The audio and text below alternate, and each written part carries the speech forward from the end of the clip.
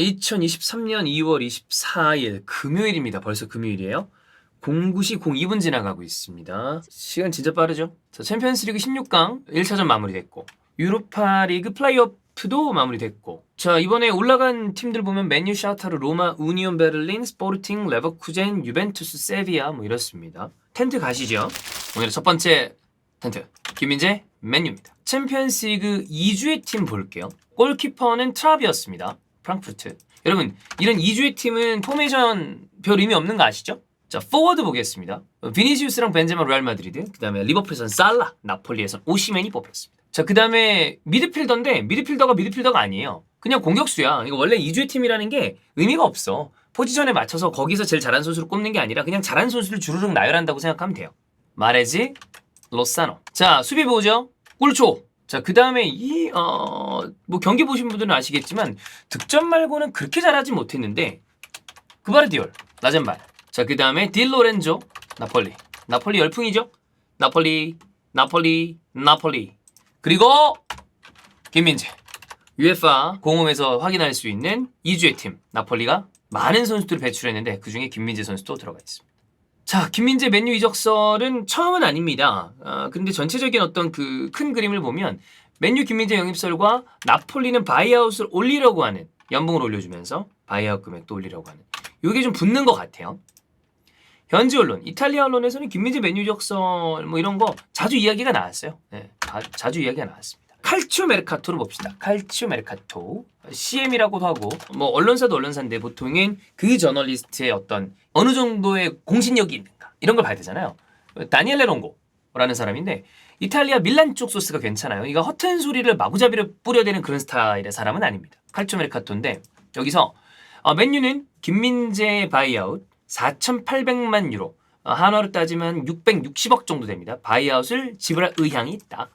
이렇게 나옵니다. 자, 지금 김민재 선수가 유럽 무대에서 보여주고 있는 실력을 감안하면 바이아웃 이거. 자, 그 다음에 맨유의 경제 규모를 생각하면 편안한 금액이죠. 자, 그래서 뭐 김민재 에이전트 측과 접촉하기도 했다. 이런 이야기가 나오는 중이에요. 자, 이런 이야기가 나오는 중입니다. 자, 그러면 나폴리 같은 경우는 어떻게 하고 싶냐. 자, 나폴리는 제가 생각하건데 올해 스쿠데토 나오죠. 자, 그리고 내년에도 연장 2연속 우승도 불가능하지 않을 것 같다라는 느낌이 있어요.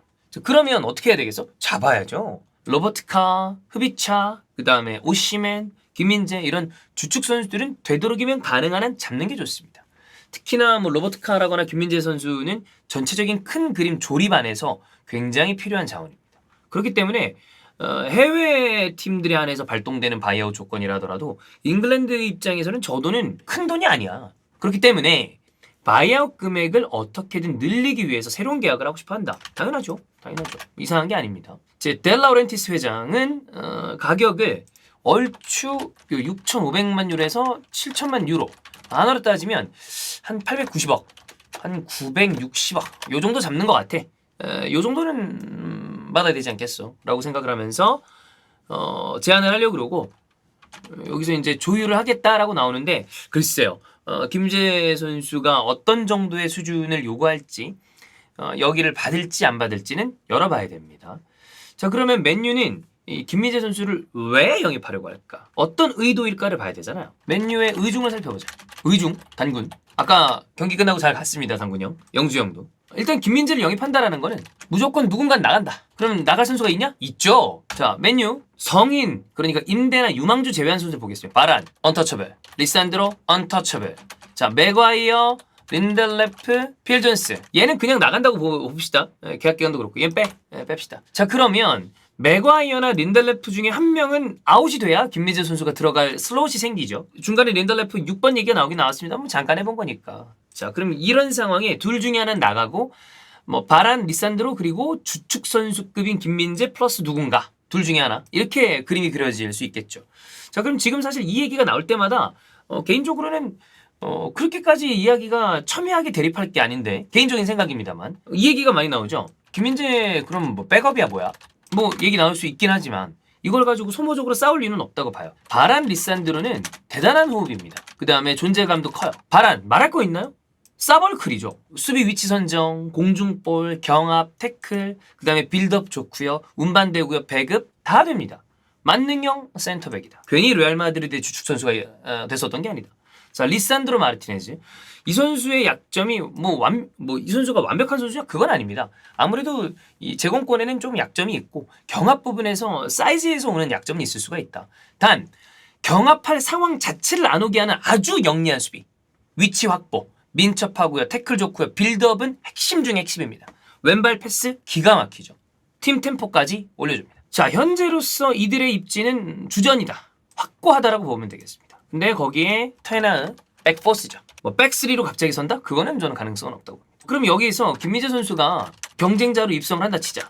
그러면 바란, 리산드로가 밀릴 것인가? 이렇게 얘기하는 건 좀 무리가 있다고 봐요. 김민재가 지금 어마어마한 어떤 이 활약을 보여주고 있지만 밀릴 것인가? 그렇게 얘기하는 게 좀 무리다. 왜냐면 이들이 워낙 대단한 선수다. 단 근데 중요한 건 항상 이 얘기를 해야 되는데, 여러분 맨유, 뭐 예를 들어 맨시티, 그 다음에 어느 정도 수준 되는 급들 팀은 3명 정도는 무조건 주전급 센터백이 있어야 됩니다. 당장 맨체스터 시티를 봅시다. 물론 지금 여러 가지 상황상 변형 백스리를 쓰고 있는 팀이긴 합니다만 전체적인 경기 수를 보죠. 출장 시간의 차이가 그렇게 대단히 많이 차이가 나지 않아요. 서로 간에 이거를 이렇게 돼서 누구를 올려라, 이렇게 돼서 누구를 내려치게 하지 마라, 그런 얘기로 접근을 하면 이거는 그냥 싸우자는 얘기야. 그런 종류의 이야기라는 게 아니라 실질적인 대회를 4개, 5개, 6개를 치러야 되는 팀들은 무조건 센터백을 2명 이상 3명씩 보유를 해야 돼요. 그리고 지현이 형이 축구 뒷담에서 그런 얘기를 한 적도 있었죠. 김민재 선수는 김민재 같은 스타일의 아주 도전적이고 공격적인 수비를 하는 센터백은 어느 정도의 뎁스가 갖춰진 곳에 들어가지 않으면 혹사당한다. 김민재가 실제로 나폴리에서 그걸로 좀 고생을 했죠. 자, 이런 상황입니다. 자, 그래서 리그 우승, 다시 이거 정리해 봅시다. 이런 상황에 리그 우승권, 챔스, 자국컵 대회 이런 정도 팀들은 원래 본래 한 3명 정도의 센터백들은 출장 시간 차이가 그렇게 많이 안 납니다. 볼까요? 2010년대 중반 레알 마드리드 보겠습니다. 바란, 라모스, 페페가 있었죠. 뭐 이번 시즌 볼까요? 알라바, 루이디거, 밀리탕이 있습니다. 이런 경우들이 있기 때문에 3명의 센터백은 보통 보유를 하려고 합니다. 이거를 감안을 해야 된다. 그러니까 김민재 선수에게 맨유로 가라고 얘기하는 건 아니에요. 나폴리도 좋은 팀이고 우승권 팀이야. 2연속 우승을 할 수도 있고, 김민재 선수는 언제나 영리한 판단을 해왔기 때문에 잔류가 맞다라고 생각하면 잔류하면 됩니다. 그런데 이적을 했을 때는 아마도 거대한 연봉이라거나 맨체스터 유나이티드 그리고 테너 감독의 어떤 그걸 보여주겠죠. 비전. 근데 그 비전과 프로젝트가 김민재와 맞아. 그러면 김민재 선수가 이적할 수 있다는 가능성을 전제했을 때, 그런 가능성이 본인이 있다고 전제를 했을 때, 여기에 지금 바란이랑 리산드로 마르티네즈가 있는데 들어가면 아예 답이 없는 문제냐? 그게 아니다라고 판단을 하는 거죠. 네, 꼭 그렇게 이 생각을 할 필요가 있는가? 자, 그리고 약간 다른 종류로 얘기해 볼게요. 센터백 주전 판도가 바뀔 수 있는 변수들은 좀 있습니다. 일단 바란은 부상이 비교적 있는 편. 물론 대표팀을 은퇴했기 때문에 부상에 대한 어떤 관리가 조금 더 될 수 있을지 모르겠습니다만 바란은 어쨌든 부상이 비교적 있는 편입니다. 자, 그 다음에 리산드로 같은 경우에 사이즈 문제. 이건 일반적으로 벌어지지 않아요. 일반적으로 벌어지지 않습니다. 왜냐면 본인이 그걸 극복을 했죠. 다만 상대팀에 따라서 여기를 노리고 들어오는 팀에 대해서는 일부 필요한 경기, 중요한 경기 때는 바꿨을 수도 있다. 그리고 뭐 멀티성도 있는데 저는 개인적으로 이거 리산드로를 굳이 뭐 아약스에서는 위에도 썼었습니다만 이거는 뭐 자주 있을 일은 아니기 때문에 뭐 멀티성에 관련된 이야기는 뭐 빼도록 하겠습니다.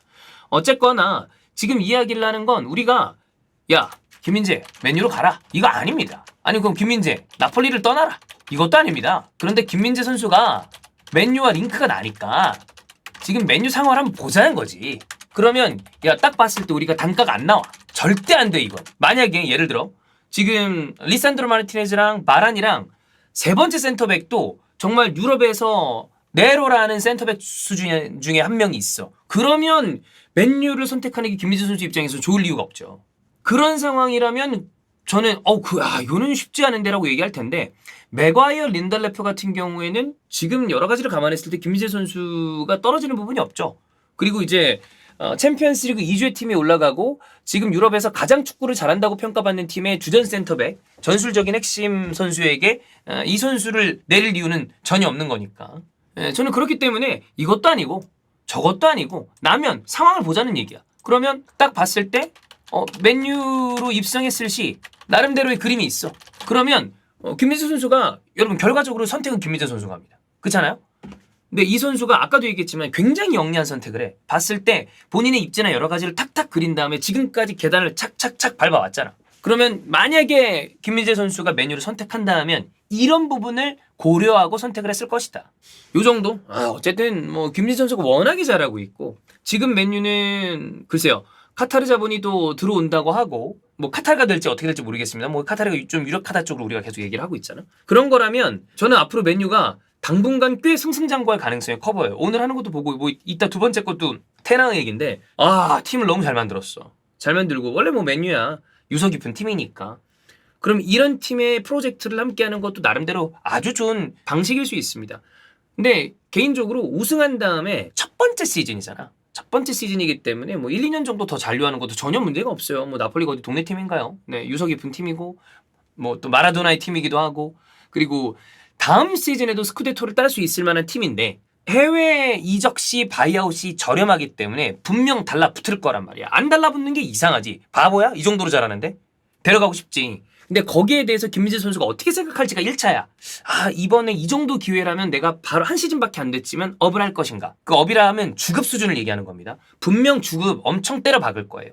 잉글랜드 쪽에서 제안하는 주급의 수준이 어마어마하게 높으니까. 그렇게 갈 것인가? 아니면 그래도 한 시즌 더 나폴리와 함께 하면서 조금 더 이 유럽 무대에 대한 어떤 그걸 볼 것인가. 요 정도 생각하면 될 것 같습니다. 자, 첫 번째 텐트는 김민재 선수와 맨유 링크를 봤고요. 자, 두 번째 텐트.